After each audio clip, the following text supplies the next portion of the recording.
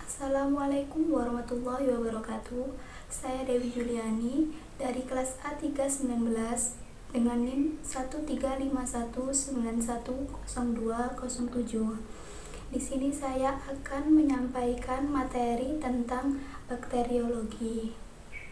Bakteriologi atau bakteri merupakan ilmu yang mempelajari kehidupan dan klasifikasi bakteri. Pengetahuan dalam ilmu ini sangat bermanfaat dalam pengobatan, ilmu pangan dan gizi, pertanian, dan industri, terutama dalam industri fermentasi. Bakteri ditumbuhkan dalam media selektif, sehingga bakteri dapat dilihat dalam berbagai macam warna. Bakteri memiliki ukuran yang sangat kecil, sehingga bakteri hanya bisa diamati dengan bantuan mikroskop. Adapun struktur dasar sel bakteri yaitu membran sel, sitoplasma, DNA, flagel, dan ribosom.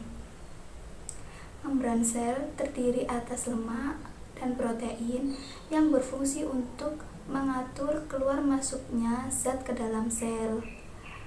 Sitoplasma merupakan cairan yang berada pada sel yang berfungsi untuk menampung atau berlangsungnya reaksi metabolik. DNA berfungsi untuk mengontrol sintesis protein. Untuk flagel berfungsi sebagai alat gerak. Dan yang terakhir, ribosom. Ribosom tersusun atas protein dan RNA yang berfungsi sebagai tempat sintesis protein. Selanjutnya, bakteri prokariot dan eukariot. Bakteri ini memiliki diameter 1,25 mikrometer yang mana hanya bisa dilihat menggunakan mikroskop. Untuk bentuk-bentuk bakteri ada 3 macam. Yang pertama, bentuk batang atau basil. Yang kedua, bentuk bulat atau kokus. Dan yang ketiga, bentuk spiral. Pada bentuk basil dapat dibedakan menjadi monobasil, diplobasil, dan streptobasil, yang mana terdiri dari 1 sel, 2 sel yang bergandengan, dan 4 sel yang saling bergandengan. Pada bentuk bakteri kokus dapat dibedakan menjadi monokokus, diplococcus, staphylococcus, dan streptococcus. Kemudian ada bentuk spirilia. Ada 3 macam bentuk bakteri spiral, yaitu spiral, vibrio, dan spiroseta.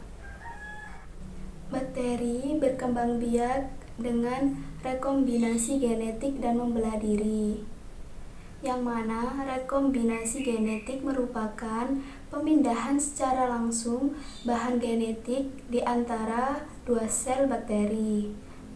Untuk pembelahan diri secara langsung, yakni dengan cara sel bakteri membelah menjadi 2 sel anakan, di mana sifat sel anak yang dihasilkan sama dengan sifat sel induknya.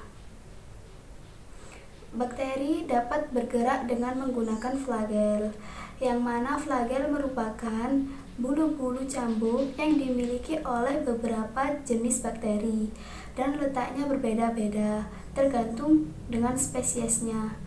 Contohnya seperti monotrik, amfitrik, lopotrik, dan peritrik. Selanjutnya yaitu macam-macam bakteri terdiri dari bakteri aerob dan bakteri anaerob. Pengertian bakteri aerob sendiri merupakan bakteri yang menggunakan oksigen bebas dalam proses respirasinya. Contohnya Nitrosococcus, Nitrosomonas, dan Nitrobacter. Untuk pengertian bakteri anaerob, yakni merupakan bakteri yang tidak menggunakan oksigen bebas dalam respirasinya. Contohnya Streptococcus lactis.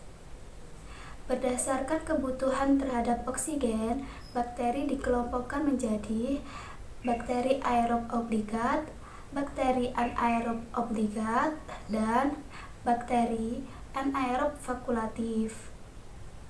Untuk bakteri aerob obligat, yang mana bakteri hanya hidup dalam suasana mengandung oksigen. Untuk bakteri anaerob obligat, yaitu bakteri yang hanya dapat hidup dalam suasana tanpa oksigen. Dan yang terakhir, bakteri anaerob fakultatif merupakan bakteri yang dapat hidup dengan atau tanpa oksigen. Ini merupakan contoh bagian-bagian dari bakteri. Di sini ada beberapa contoh bakteri penyebab penyakit pada manusia. Yang pertama yaitu bakteri sifilis, dan yang kedua bakteri tuberkulosis. Bakteri ini bisa tampak jika dilihat hanya menggunakan mikroskop saja. Sekian penjelasan dari saya. Mohon maaf jika ada salah kata. Terima kasih. Wassalamualaikum warahmatullahi wabarakatuh.